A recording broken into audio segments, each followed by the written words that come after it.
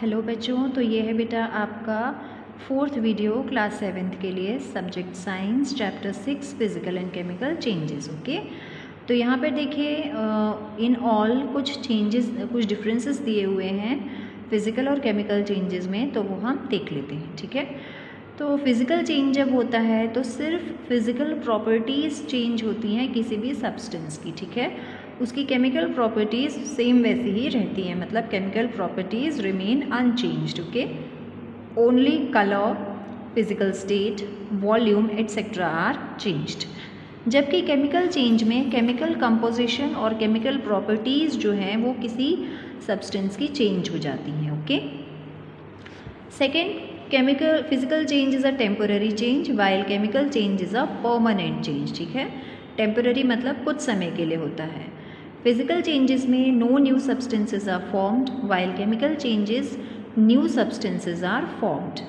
No change in the composition और properties of substance take place. किसी भी तरह का चेंज नहीं होता है सब्सटेंस की कॉम्पोजिशन में या तो फिर उसकी प्रॉपर्टीज़ में। वहीं केमिकल चेंजेस में कॉम्पोजिशन भी चेंज हो जाती है और सब्सटेंस की प्रॉपर्टीज़ भी चेंज हो जाती हैं। क्विक मतलब समझ गए बच्चों आप लोग?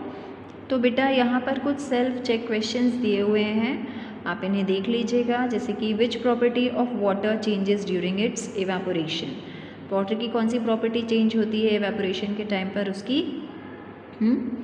कौन सा, मतलब स्टेट चेंज होता है ना, लिक्विड से वो गैशियस में कन्वर्ट होता है। तो इस तरह के क्वेश्चंस आप लोग देख लीजिएगा। देन नेक्स्ट टॉपिक जो है हम देखेंगे वो है रस्टिंग ऑफ आयरन। ठीक है, मतलब आयरन का जंग लगना, है ना, सुना होगा आप लोगों ने और देखा भी होगा। So when iron objects left exposed to moist air, a substance with a brown flaky layer is observed on their surfaces. लोहे के किसी भी सब्सटेंस को बेटा आप मानसून के टाइम पर या किसी भी टाइम पर जहाँ पर ऐसी जगह पर छोड़ दोगे जहाँ पर मॉइस्चर ज़्यादा हो, नमी हो, तो आप देखेंगे कि उसके ऊपर एक ब्राउनिश सा लेयर जो है वो लग जाता है। ठीक है, तो ये जो ब्राउनी फ्लेकी लेयर है ये होती है एक्चुअली में हाइड्रेटेड आयरन ऑक्साइड, और इसे ही हम रस्ट कहते हैं, जंग। ठीक है, तो rust falls off the surface exposing the iron surface beneath. जंग क्या होती है बेटा? अगर आप उसे ऐसे झाड़ देंगे सब्सटेंस को तो वो झड़ जाएगी जंग, और फिर उसके नीचे आपको ओरिजिनल जो है सब्सटेंस वो दिखेगा।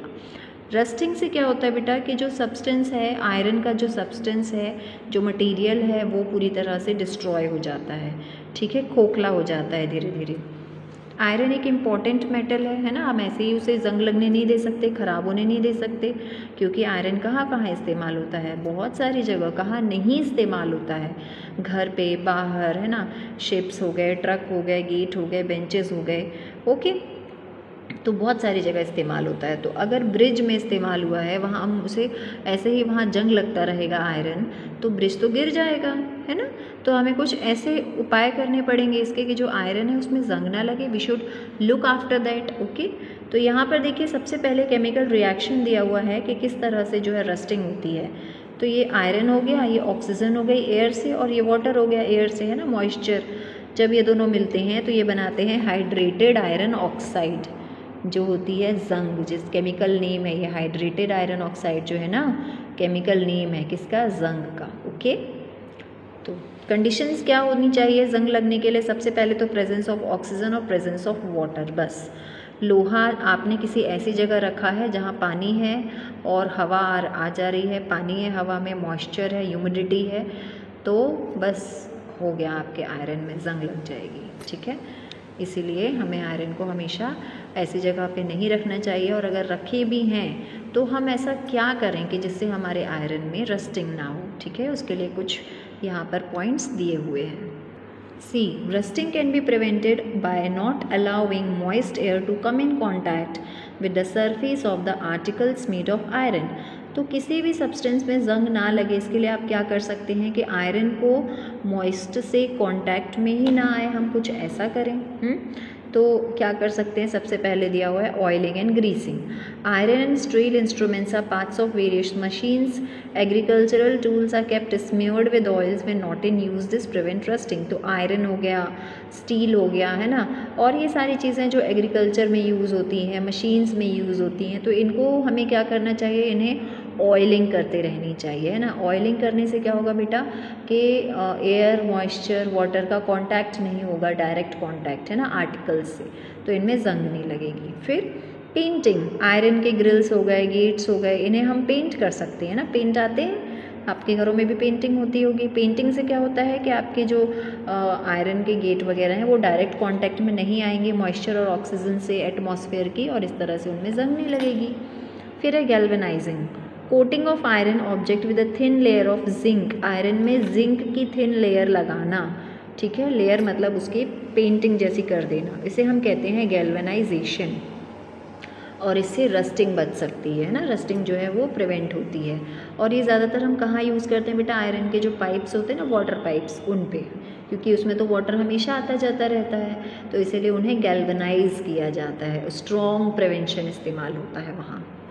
सी galvanised iron sheets are used for roofing and for making buckets, drums etcetera. Roofing मतलब छत पर जो शीट्स लगाते हैं उसके लिए गैल्वेनाइज्ड आयरन शीट्स इस्तेमाल होती हैं, ठीक है, क्योंकि बारिश होगी तो वो तो डायरेक्ट बारिश का पानी शीट पर गिरेगा, फिर हम कहाँ जाएंगे, दैट इज़ इसीलिए हम जिंक का इस्तेमाल करते हैं।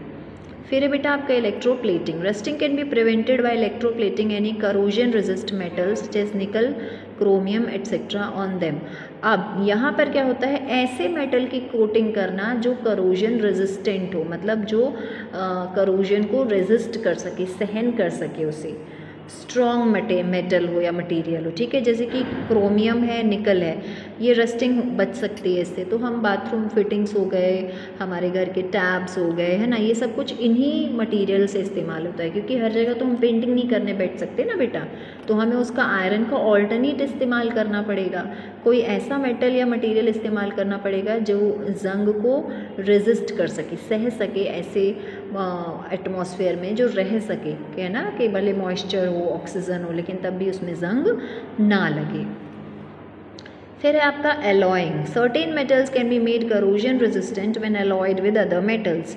अच्छा, एलॉइंग का मतलब होता है कि आप ऐसे मेटल को दूसरे मेटल के साथ मिक्स कर दें ताकि एक नया मेटल जो बने उसमें वो भी कैसा हो, करोजन रेजिस्टेंट हो। जैसे कि स्टेनलेस स्टील, घर में हम जो स्टील के बर्तन इस्तेमाल करते हैं उनमें जंग नहीं लगती, पर वो भी लोहे के होते हैं, बट उसमें लोहा और अदर मटेरियल जो है वो मिला करके एक एलॉय के जैसे उन्हें बनाया जाता है, मतलब दो मेटल मिक्सड होते हैं, ठीक है। Then tinning, tin is used for making containers और utensils of iron, brass, copper for storing food stuff. तो टिन जो है ऐसे कंटेनर्स बनाने के लिए जिसमें हमको फूड स्टफ़ रखना है ना, आजकल क्योंकि फूड पैकेजिंग वाले आते हैं, फ्रूट्स पैकेजिंग वाले आते हैं, तो वहाँ पर हम टिनिंग इस्तेमाल करते हैं, ठीक है। तो जैसे घी है आपका, ऑयल है आपका, मिल्क पाउडर है ना, कंडेंस्ड मिल्क है, ये भी तो मेटल्स में आते हैं लेकिन वो टिन्ड होते हैं, ओके। तो इसमें टिन्ड आयरन शीट से बनते हैं, that is made from tinned iron sheet, और उस आयरन शीट को आप फिर पेंट कर दो तो फिर क्या होता है, उसमें जंग नहीं लगती। तो यहाँ पर बेटा ये कुछ वेज दिए हुए हैं जो मैंने आपको अभी समझाया, होप आपको समझ में आए होंगे। एक बार